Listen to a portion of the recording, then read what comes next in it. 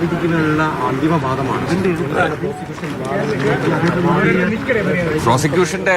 കാരണം ഇതിലെ തെളിവുകൾ ഇപ്പോൾ ഇൻവെസ്റ്റിഗേറ്റിംഗ് ഓഫീസർ ശ്രീ രാസിത്ത് പറഞ്ഞതുപോലെ വളരെയധികം ഒരു ചാലഞ്ചസ് നമുക്ക് ഇതിനകത്തുണ്ടായിരുന്നു. പ്രധാനമായിട്ടും ഈ കാപ്പിക്ക് എന്ന വിഷം കൊടുത്തു കൊന്നു എന്ന് പറയുമ്പോഴും വിഷാംശം ഷാരൂണിന്റെ ശരീരത്തിൽ നിന്നോ വസ്ത്രത്തിൽ നിന്നോ ഒന്നും ലഭിച്ചിട്ടുണ്ടായിരുന്നില്ല.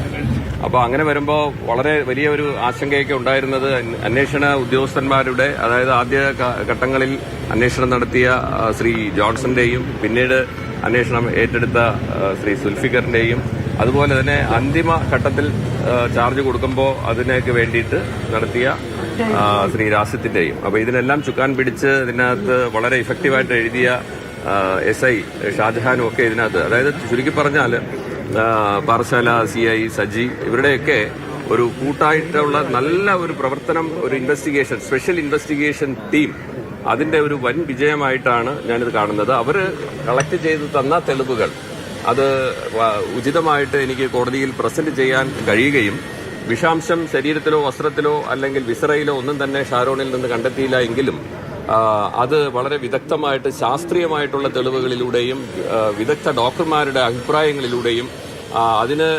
ഉപോത്ബലകമായിട്ടുള്ള മറ്റ് ശാസ്ത്രീയ തെളിവുകളും സാഹചര്യ തെളിവുകൾ. കാരണം ഈ ഒരു കേസിൽ ഏറ്റവും വലിയ വെല്ലുവിളി എന്ന് പറയുന്നത് ഒരു ദൃക്സാക്ഷിയോ ഒന്നും തന്നെ ഇല്ല. കാരണം 14/10/2022 ഷാരോൺ ഗ്രീഷ്മയുടെ വീട്ടിൽ എത്തിക്കഴിഞ്ഞ ശേഷം 10 മണിയോടെ അവിടെ എത്തിക്കഴിഞ്ഞിട്ട് 20 മിനിറ്റോളം അതിനകത്ത് എന്ത് സംഭവിച്ചു എന്നുള്ളതിന് യാതൊരു സാക്ഷിമൊഴികളുമില്ല. പുറത്ത് ഇറങ്ങി വരുമ്പോൾ പച്ച നിറത്തിൽ ഛർദ്ദിച്ചുകൊണ്ട് വരുന്നത് മാത്രമാണ് ഇതിനകത്ത് രണ്ടാം സാക്ഷി റെജിൻ കാണുന്നത്. അതിനുശേഷമുണ്ടായ കാര്യവും റെജിനോട് അവൾ ചതിച്ചു എന്ന് പറയുന്ന മൊഴിയിൽ നിന്ന് തുടങ്ങുന്ന കാര്യമാണ് പിന്നെ അവസാനത്തെ തെളിവുകൾ എത്തുന്നതുവരെ ഉണ്ടായ സാഹചര്യ തെളിവുകൾ.